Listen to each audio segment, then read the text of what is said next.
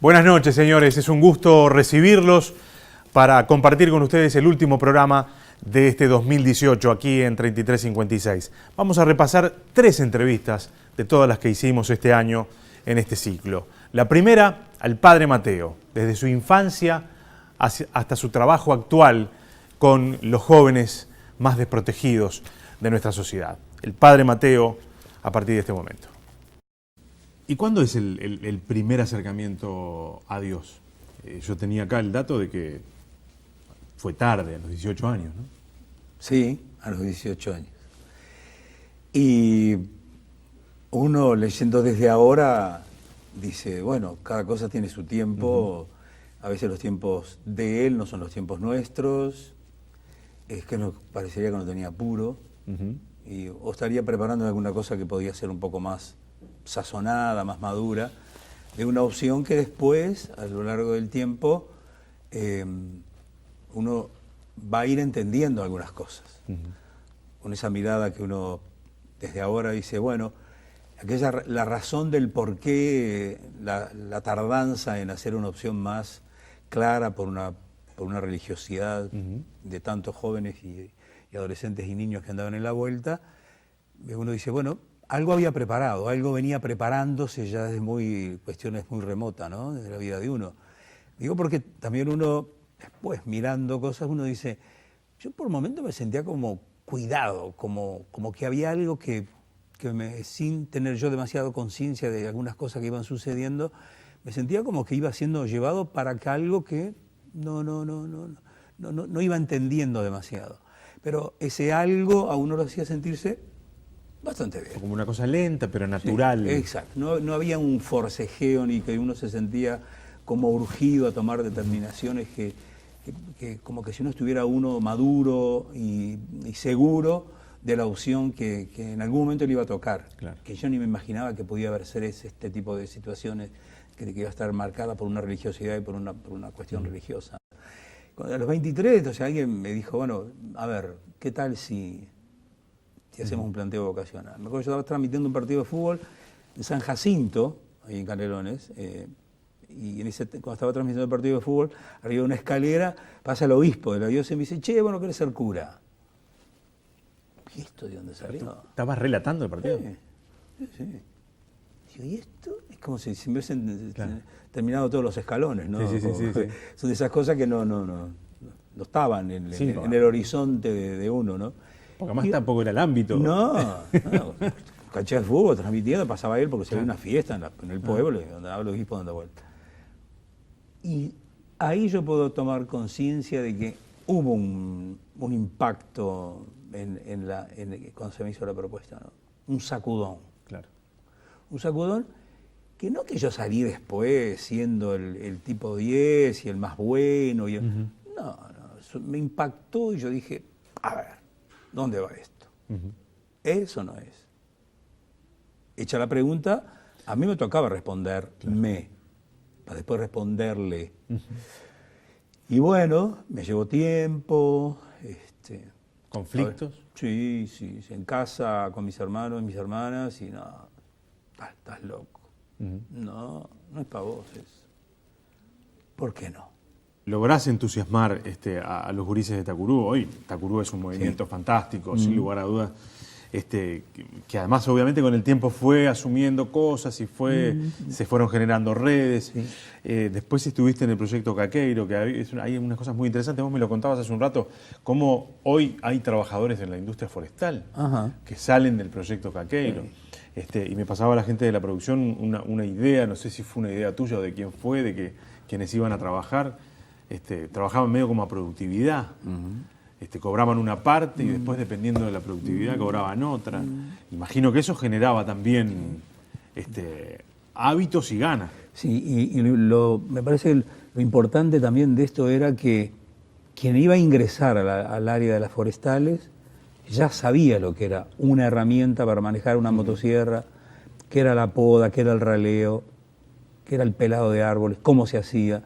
Porque en este curso que habíamos tenido, yo me acuerdo, creo que fueron 6 meses o un año, ellos recibían de un jornal, por decirlo, que se le daba. Un 50% se llevaba y un 50% quedaba en depósito. Claro. ¿Cuándo se iba a llevar este depósito? Si llegaba al final del curso. Claro. Si no llegaba al final del curso, este fondo pasaba a ser distribuido después para los que llegaron al final. Ahí esa es la doble cuestión del trabajo y aprender el oficio, ¿no? Que es lo que la ventaja para ellos después. Tal es así que en algunos casos, algún capataz que estaba en las cuadrillas, su formación era una formación muy sobre el aprendizaje, claro, de todos los días, porque fue conociendo, le fueron enseñando. Claro, estos ya fueron con alguna cosa más que el capataz. Entonces, claro, ahí venían las conversaciones después, claro, ¿no? Y decirle al capataz, no, pero mire que esto capaz que se hace así, se hace de otra manera y va a salir mejor. Entonces, que un joven le venga a decir a un adulto que tiene años en esto, a veces se tornaba un poco difícil. Pero ellos también con cintura, ¿no? Con decir, bueno, no es cuestión de llevarme, sino yo también ir ayudando a que esto funcione. Quiere decir que el ambiente también del equipo de trabajo se transformó en un ambiente muy llevadero, porque eran conocidos, se conocían del taller, que habían estado juntos, claro, haciendo... Y porque hubo un seguimiento de las empresas también durante el curso, ¿no? Las empresas estaban involucradas ahí. Claro. Aportaban herramientas, aportaban uniforme, aportaban la locomoción, aportaban para la parte de alimentación y aportaban para la mensualidad que se les daba cuando, claro, llegaba el momento. La experiencia en el Inter.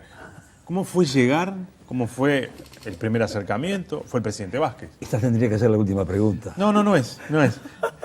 Fue el presidente Vázquez. Sí, fue el presidente. Y el intendente Vázquez fue el que nos dio la oportunidad de ser trabajadores por convenio en la Intendencia. En la Intendencia, claro. Es más, el primer convenio que firmó Tacurú, creo que lo firmó con el hermano de quien es hoy el director de este canal, Bernardo Kleimerman. Ah, sí. Pero no quiero ir, o sea que el acercamiento con Tabaré, sí, el acercamiento con Tabaré entonces es anterior, sí, es anterior, a que fuera presidente de la República. Antes de ser intendente también, en La Teja. Ajá. En La Teja nosotros teníamos, yo fui director de un colegio de La Teja, teníamos un centro juvenil. Los sábados de mañana, porque no había comedores, nosotros dábamos comida en el centro, ¿no? Claro. Y me acuerdo que el doctor Vázquez, a él le daban unos bonos de alimentación. Y dice, ¿para qué quiero yo los bonos? Se los doy a ustedes van, retiran los comestibles y los ponen al servicio del comedor. Así que nos vino muy bien esos bonos de colaboración también, porque salíamos puerta por puerta a buscar la comida para hacer el almuerzo para los gurises. Bueno, quien nos daba fideo, quien nos daba arroz, quien nos daba verdura. Es decir, esa olla se armaba con la colaboración de los vecinos. O sea que el acercamiento con Vázquez es anterior. Viene antes. Pero en algún momento viene esta oferta que es, hay que trabajar desde la institucionalidad con una población que era más o menos similar, digamos, imagino desde el punto de vista etario y con algunas problemáticas, nada más que estos eran gurises que estaban en infracción. Sí.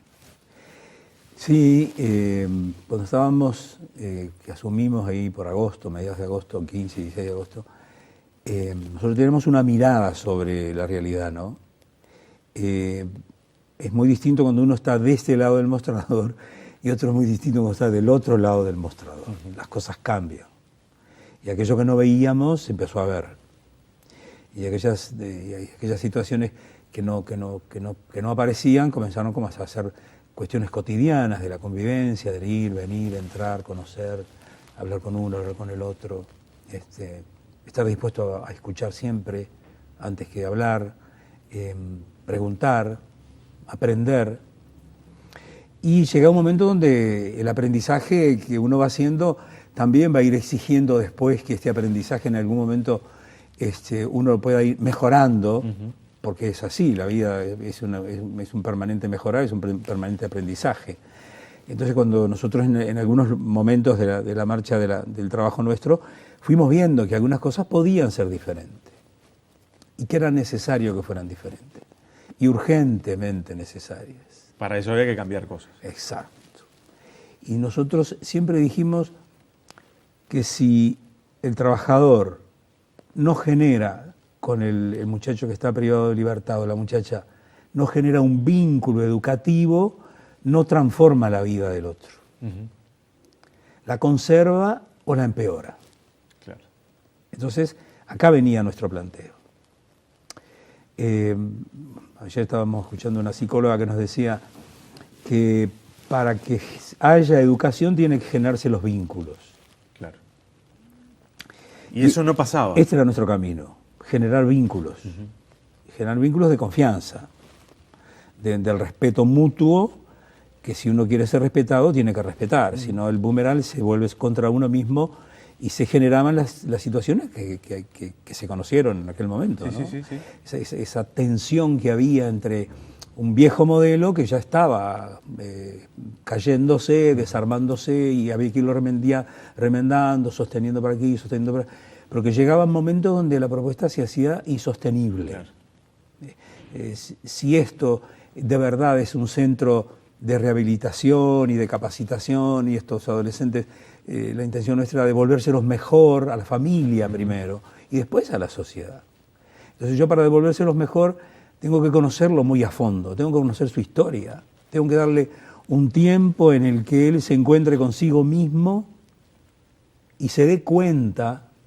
Y si no se da cuenta, le tenemos que dar las herramientas para que yo vaya dándose cuenta en ese interior muy confuso, muy dolido, muy golpeado, muy lastimado, porque ese es el material humano que había, claro, y que sigue habiendo. ¿Qué es un adolescente infractor de zonas empobrecidas? Bueno, a veces la postura del que el otro siempre tiene la culpa es dudoso.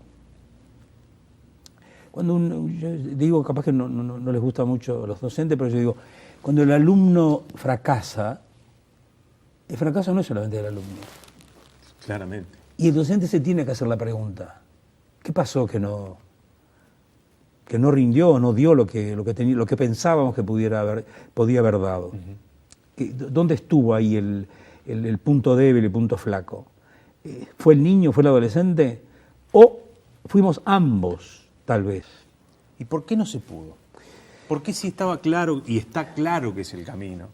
¿Por qué si Vázquez, que era el presidente de la República en ese momento, un hombre que creo que efectivamente está convencido que seguramente las cosas van por ahí, así todo, con toda esa coyuntura a favor, digamos, no se pudo? En una conversación, cuando nosotros nos reuníamos con Vázquez y planteamos un poco la situación, él me dice, cambiamos todo.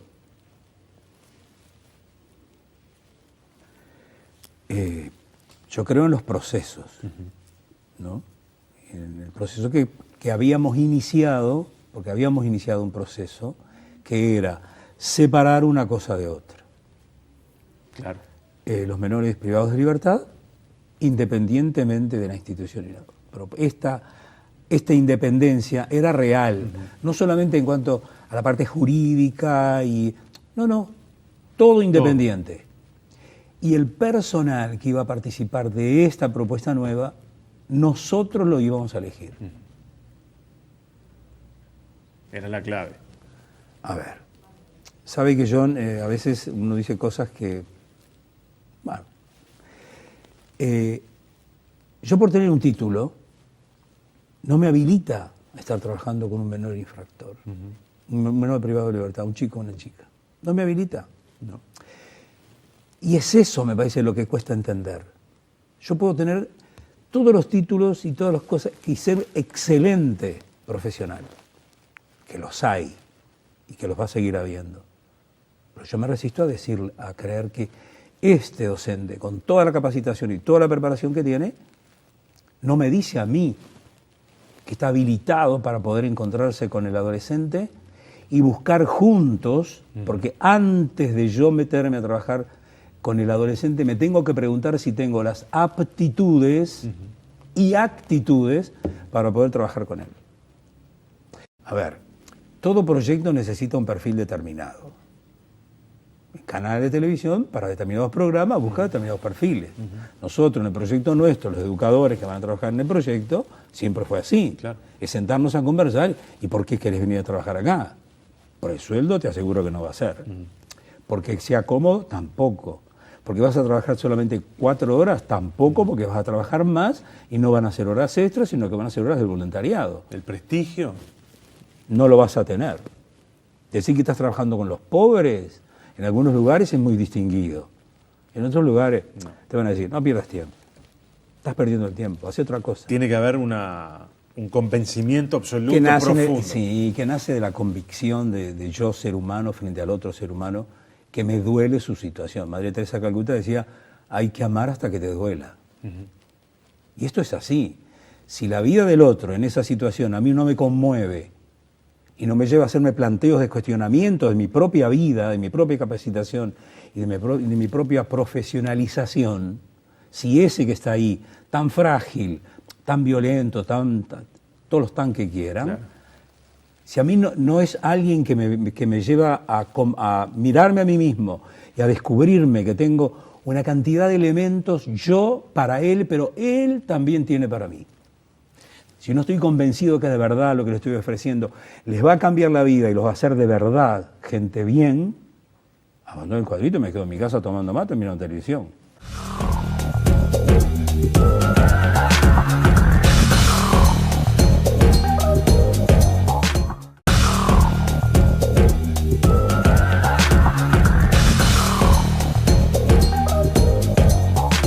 Pepe Vázquez es un actor formidable, pero además es un ser humano entrañable. De su vida, del teatro, de su compañera de todos los días, vamos a estar conversando con él en este fragmento de la entrevista que tuvimos con él ya hace un tiempito acá en 3356. ¿Vos naciste en 33? Yo soy de afuera, sí, de 33. ¿Y te viniste a Montevideo cuándo? Y bueno, primero en el campo, mi madre era maestra, pero no ejerció, pero sí nos enseñó a leer a los hijos. Yo a los 4 años leía perfectamente. Y despertó mucho el gusto por la lectura. Y hice los primeros años en escuela rural, iba a caballo. Eso es inolvidable. Claro. Fue de las cosas más lindas. Y después cuando teníamos 5 o 6 años nos vinimos a la capital a vivir en una casa que había hecho construir mi padre. Y bueno, ahí estuve hasta que terminé el liceo y me vine para acá a hacer los preparatorios, porque yo tenía conducta muy fatal. ¿Sí? ¿Qué expectativa tenían esos padres con aquel hijo? Y expectativa de mi hijo el doctor. Tenían una expectativa de un hijo universitario. Y yo, mi expectativa era muy clara. Yo a los 5 años decidí que iba a hacer lo que hacía Johnny Weissmuller en Tarzán el hombre mono, que fue la primera película que vi. Mi madre me la llevó a ver con Maureen O'Sullivan, que era la madre de Mia Farrow, y yo no pude creer que aquel hombre nadara a aquella velocidad, que peleara con los cocodrilos, con los leones, que pegara un grito y aparecieran 10.000 elefantes. Y algo que después aprendí, que él combatía a las tribus africanas que eran todos negros, porque en esa época alguien nos había hecho creer que si un negro de eso nos agarraba, nos metían en una olla, nos cocinaban y nos... pero bueno, después apareció el señor Mandela en el mundo y nos aclaró la cabeza. Tarzán te definió tu vida. Sí, sí, después ya, cuando terminé, iba a pasar al liceo, ya había decidido que iba a ser actor. La actuación entonces también formó parte de alguna de las estrategias que tuviste que llevar adelante para sobrevivir en la ciudad. Tuve que hacer caso y terminar quinto y sexto, que se les decía preparatorios, y me inscribí en la universidad, porque todavía no tenía 18 años. ¿Llegaste ahí? Llegué a la universidad, me compré los códigos para estudiar notariado, código de sociología, qué sé yo, y yo les mentía. Decía, Salves Civil con muy bueno. Ay, el nene. Mi vieja hacía una cena de noche. Y seguía mintiendo, y di sociología, y salvé, y constitucional, y derecho romano. Nunca di un solo examen. Un solo examen. Cuando cumplí 18 dije, aquí están todos los libros, yo les he mentido, me voy de casa. ¿Les admitiste que les habías mentido? Sí. ¿Y qué pasó? Nada, pero bueno, lloraron un poco, qué sé yo, mi madre, mis hermanas, y de qué vas a vivir, no se preocupen. Y yo me fui y empecé a vender libros. A esa altura yo me había hecho Está amigo. bien, tu madre lloraba, pero Sí. el padre, que era Papá no había fallecido. Ah, tío. ya había fallecido. Ya había fallecido. casi imposible pensarte sin Emilce Viñas. Sí, porque bueno, se dio la conexión. Bueno, ¿Cómo la conociste? Primero, yo la conocí como espectador, la veía y desde que la vi la admiré mucho. Hacía como, te diré que hacía todo bien. Era muy talentosa, digo, cantaba bien, se movía muy bien y podía, generalmente ella hizo comedia, claro. Pero cuando el Galpón hizo cuatro para Chekhov, le tocaba una escena dramática que le hacía de maravilla, que era el final de Las Tres Hermanas, que lo hacía ella sola, y ahí ganó su premio Florencio. Pero bueno, yo la miraba como espectador, y después ese espectador le empezó a ver otras cosas en ella que yo decía, bueno, esta mujer algún día, no sé, yo tenderé las trampas a ver cómo... ¿Dejaste de ver a la actriz y no, empezaste a ver a la mujer? para nada, las dos cosas. ¿Las dos cosas? Me gustaba mucho las dos cosas. Entonces nos casamos. Un día me llamaron del canal para hacer un personaje episódico. Tuvo mucho éxito. ¿De qué canal? En 12. En el 12. En el 12, televisión blanco y negro era. Estábamos haciendo en esa época El Flaco Cleanto. Sí. Y gustó mucho, entonces Jorge lo siguió poniendo.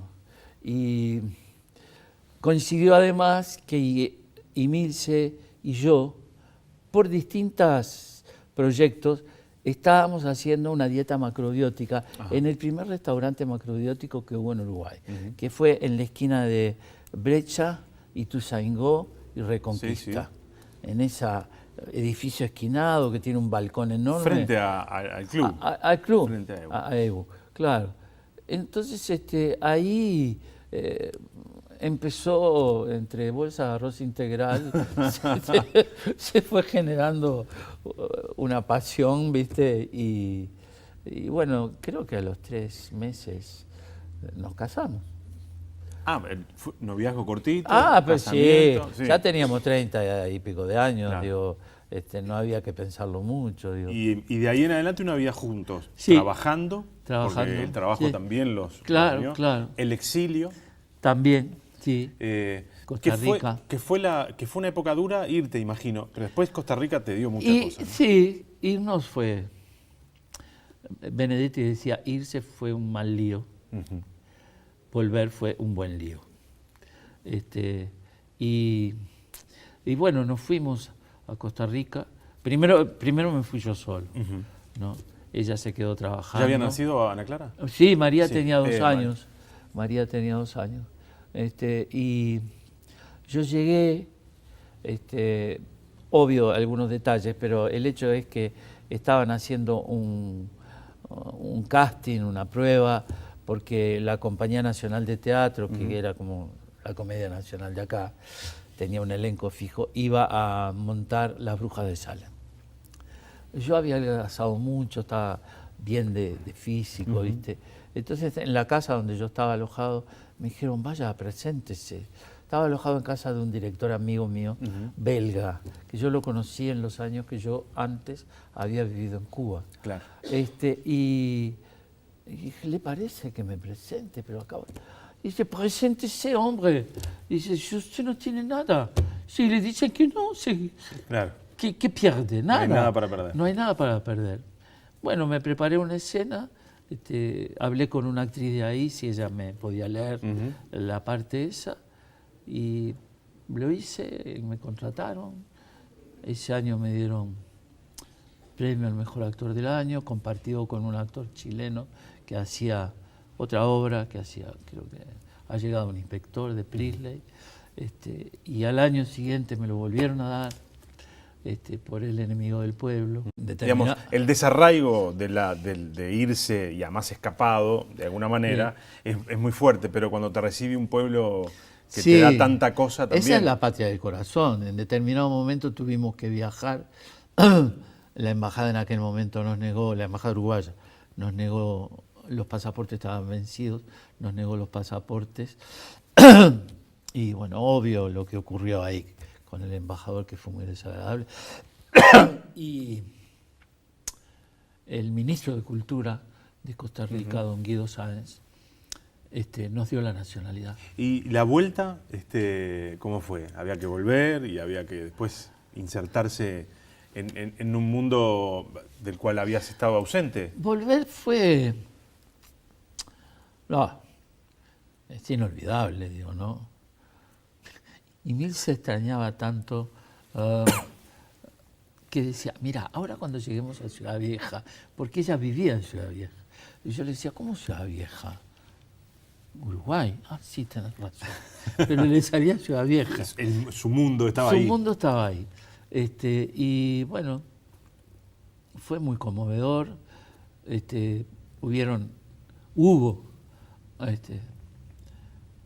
alguna tragedia personal en los compañeros del Galpón, digo, que perdieron un hijito de 4 o 5 años a los 2 días de llegar. Y al mes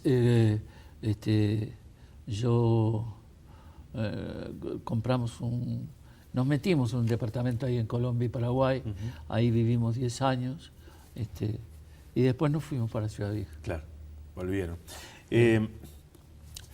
Bueno, obviamente que el Galpón se transforma, es parte de tu historia, parte de tu vida, parte de tu casa. Sí, fueron algunos años importantes. Sobre todo lo que el Galpón hacía en el exterior por la recuperación democrática era ejemplar.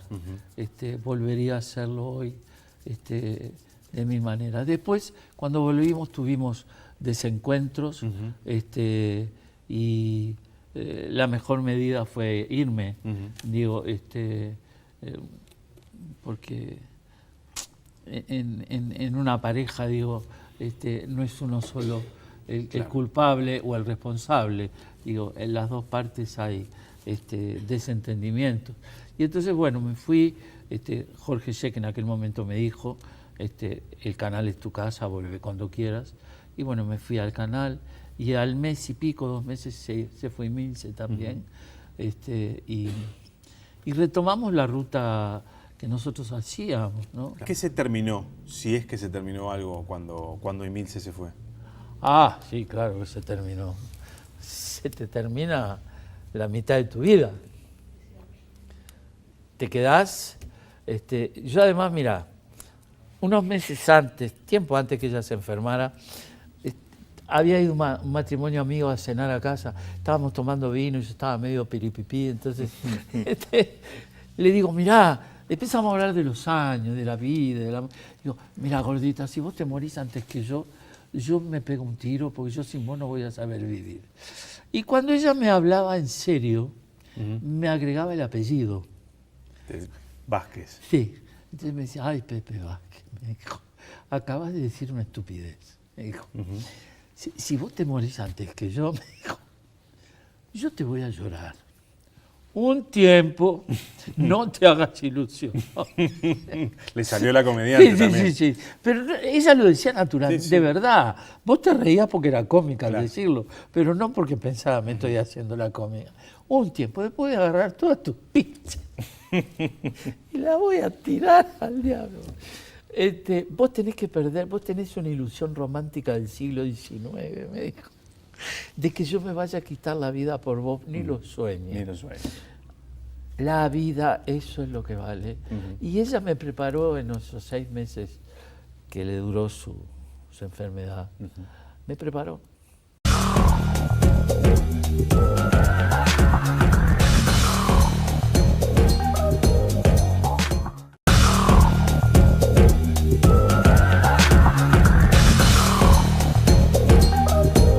En un año donde uno de sus libros se hizo película, nos visitó Mauricio Rosenkopf y conversamos de los complejos años del encierro hasta estos años de libertad y de gobierno de su Frente Amplio. Mauricio Rosenkopf cierra este programa especial de 3356. toda la vida y todas las vidas de Mauricio Rosenkopf estuvieron volcadas hacia el otro, hacia el prójimo. ¿Eso fue una decisión tuya o tu vida fue así, se dio así, y esa especie de servicio, sin serlo, fue algo natural? Es mucho más sencillo. Nosotros vivíamos en el barrio Palermo, yo era en Botija. Son mis primeros recuerdos de la niñez. Mi viejo chapurreaba el español, en casa se hablaba yiddish. Recibía el Unserfreund, que era el diario bolche de la comunidad judía. Y una vuelta dejó este pensamiento de que uno es uno y todos los demás. Uno no es solo lo que hay de su piel para adentro. Uno es él y sus hermanos, él y sus padres, él y su perro, él y su barrio, él y su patria, él y su gente. Entonces, ese es algo con lo que comencé a vivir y a trillar por esa vereda donde pasaba el tranvía 36 que pintaba. Bueno, de Botija le tirábamos piedra porque doblaba allá en la esquina, desaparecía y no sabía si volvía o para dónde iba. Gonzalo Ramírez. Gonzalo Ramírez y Santiago de Chile, ahí estaba la picada. El barrio, recién lo nombraste, es una referencia permanente en tu literatura, en tu dramaturgia, pero en tu vida cotidiana. El barrio como centro de referencia, como universo. Y si no te formaste en el barrio, y si no venís del barrio, ¿de dónde venís? Digamos, el barrio es... La patria es el barrio. Digamos, cuando vos pensás en lo que acabas de mencionar, en tu patria, no pensás ni en la cucarda, ni en la bandera, ni en el escudo.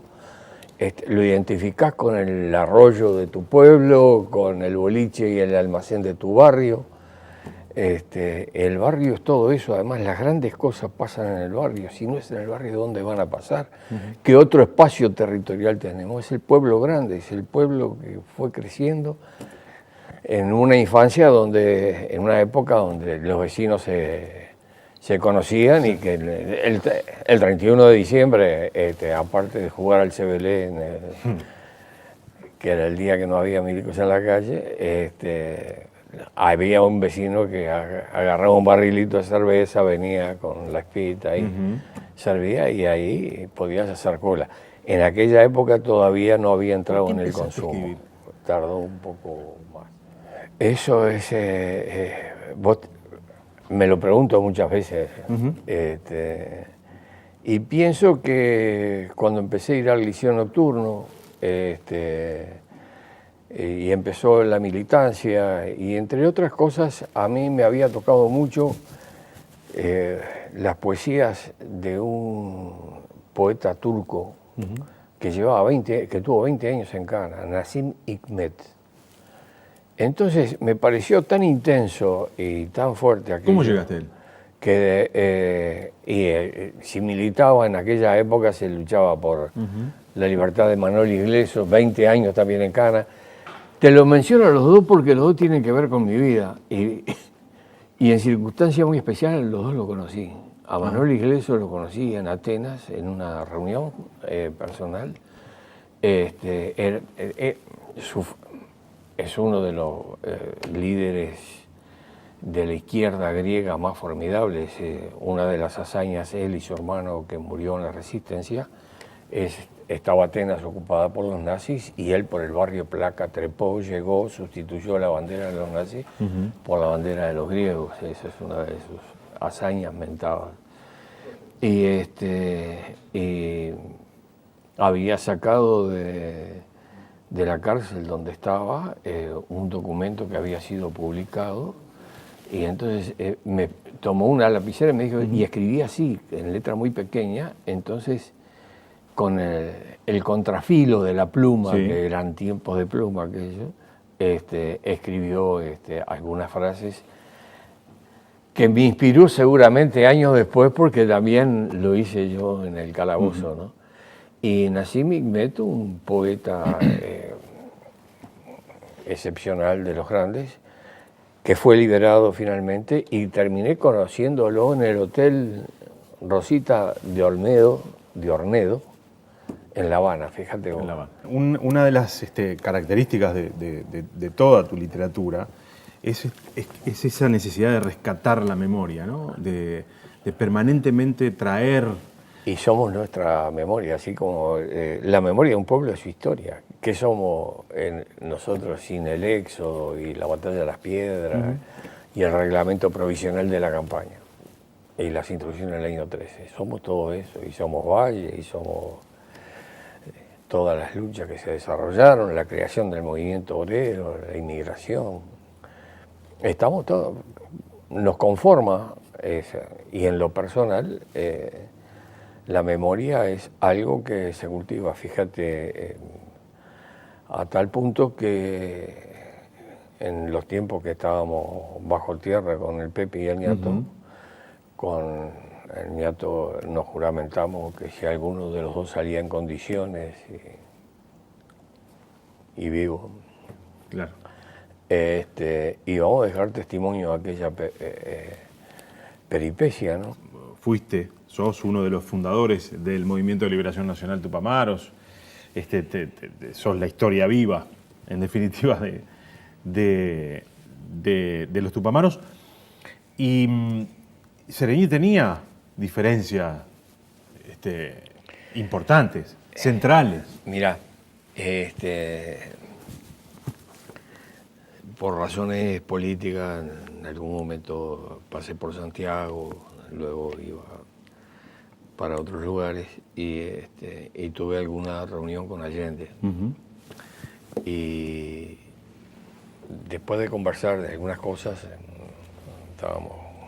íbamos a comer, dije, quiero hacerle una pregunta que a mí me preocupa mucho, me dice Allende. ¿Cómo hizo el general Seregni para crear un movimiento como el Frente Amplio, donde está desde la democracia cristiana hasta los bolches, los tupas, los socialistas, los nacionalistas? ¿Cómo creó una cosa así? Fíjate si le interesaría que una de las piedras en el zapato, de las piedritas políticas que tenía Allende en ese momento, era que la democracia cristiana estaba de punta. Claro. Con su política, lo que de alguna manera debilitaba sus preocupaciones, con confusiones a veces que son insólitas.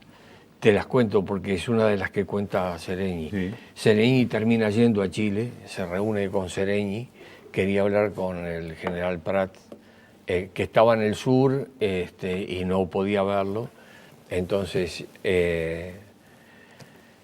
Salvador Allende estaba con su staff militar y le dijo, mire, hable con este general que es un hombre... Entonces a Seregni no le cayó bien porque era muy hablador el general. Dice que de confianza de Salvador Allende, se llamaba Pinochet. Fíjate vos lo que son las cosas.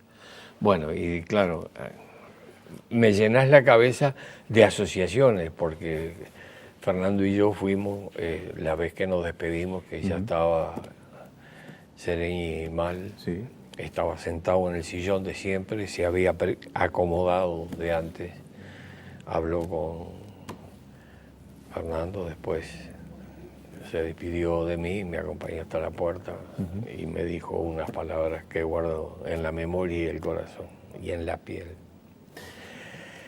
Por supuesto que teníamos diferencias. Siguieron manteniendo esas diferencias, quiero decir, hasta ese momento. Pero siempre tuvimos diferencias, digamos, como en un frente amplio donde hay 20 organizaciones, no va a haber diferencia entre las organizaciones. Hay cuestiones puntuales, nacionales, internacionales, de tiempo, de plazo, y esas se mantienen.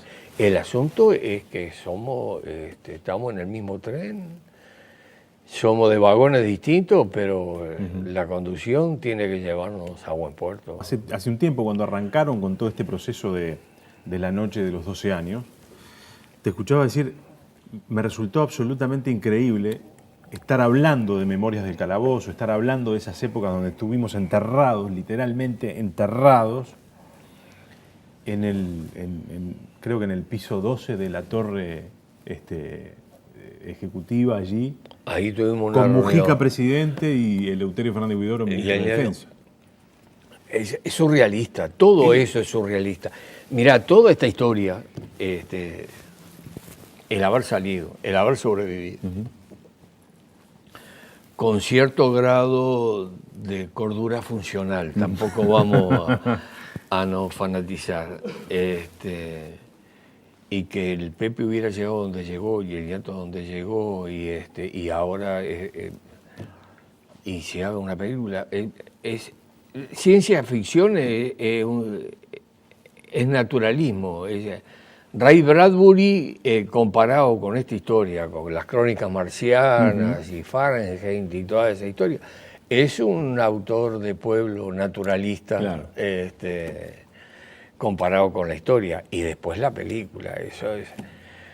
Que la película recoge el espíritu de resistencia, de dignidad, de búsqueda, de dependencia a la vida como la hiedra al muro.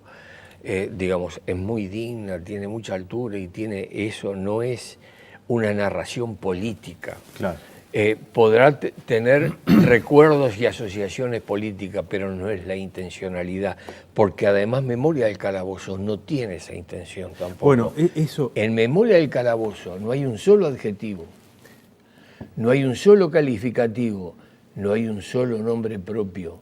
Mirá que hay nombres propios que nos quedaban en la nuez de Adán, ¿eh? La película es respetuosa con algunas cuestiones muy vinculadas a la intimidad, porque el dolor y el sufrimiento son cuestiones muy íntimas. Y la película respeta eso, y lo respeta por voluntad del director o por voluntad de ustedes, que pretendieron que fuera así. Mira, digamos, la mano de Álvaro en la película da eso porque Álvaro no es que lo interprete, sino porque lo siente, claro, y quiere transmitirlo.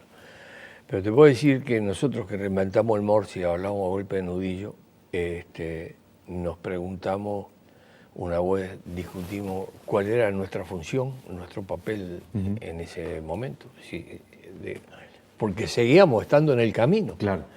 Entonces Calavera no chilla. Si nos tocó la cana, nos tocó la cana. Y si nos toca la boleta, nos tocaba la boleta. Digamos, eso estaba dentro de la ley del juego. Y nosotros actuamos como quienes somos y los otros actuaron como quienes son. O quienes eran. Nunca se sabe. Y la conclusión que llegamos que nuestro papel era uno solo. Y se sintetizaba en una palabra: resistir. Resistir. Pero resistir con dignidad, porque cada vez que teníamos oportunidad, que nos caía una visita y venían los viejos, venía la hija,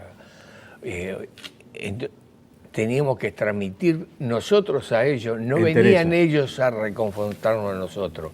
Nosotros en esas condiciones lo que teníamos que transmitir era esa entereza. Y desde el punto de vista interno tratar de mascar lo que fuera, y no caer en la tontería de buscar algo que nos cortara las venas. ¿Y qué recordás que te dolió más en aquel momento? ¿Que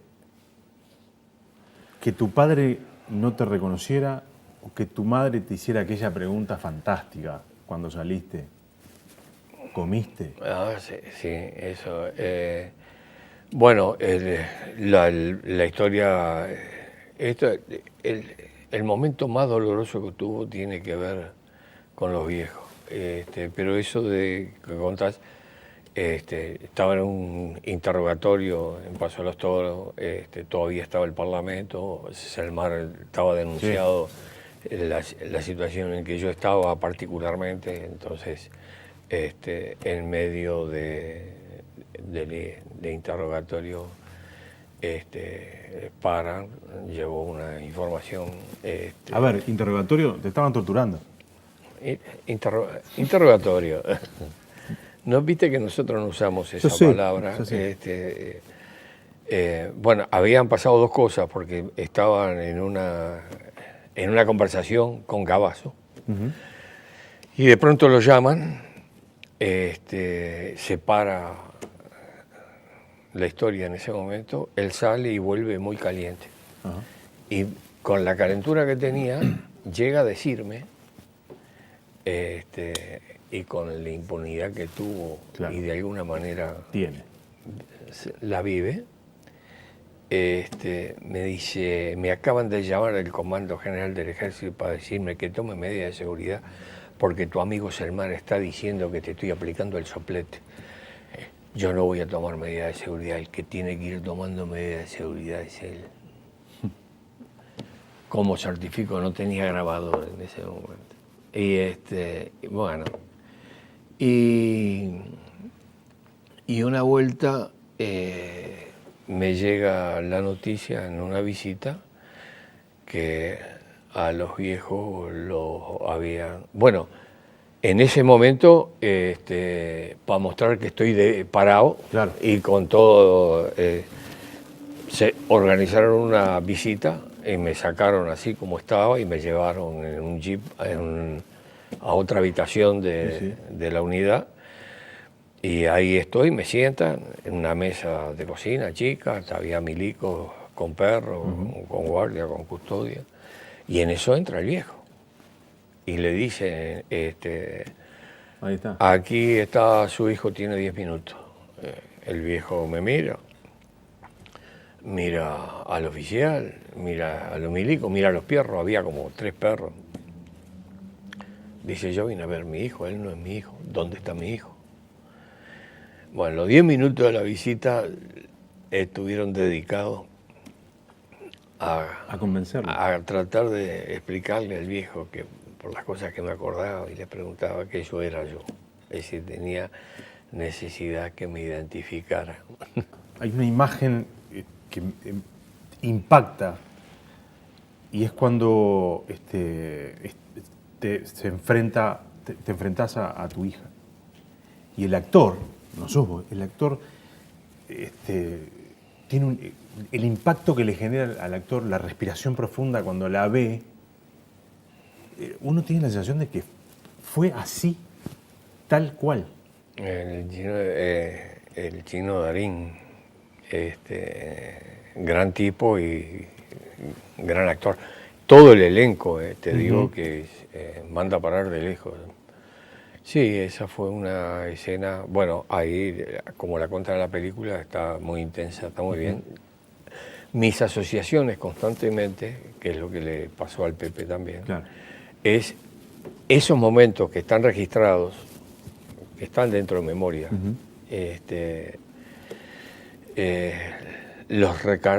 pasamos a recordarlos como las vivimos, ¿no? Claro. Digamos, por ejemplo, fue en Santa Clara de Olimar, mi hija tenía 8 años, y bueno, me llevaron una bolsa en la cabeza y la levantaron como un telón y de pronto me veo ahí la chiquilina que quería mostrarme unos lentes, estaba usando lentes, darme la sorpresa. Y cuando me los quiere mostrar, llora y entonces atina a decir, ay, qué horrible estos lentes, papá, me hacen llorar la vista.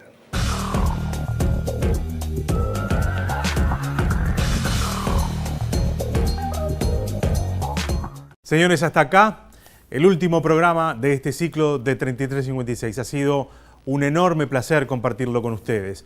La primera parte del año con Denise Mota, que nos acompañó hasta el mes de agosto, y después en este último tramo del año, en este programa especial, con este formato nuevo de 2 veces a la semana. El próximo año, probablemente a partir de marzo, nos volvamos a encontrar. Será un gusto que sea de esa manera.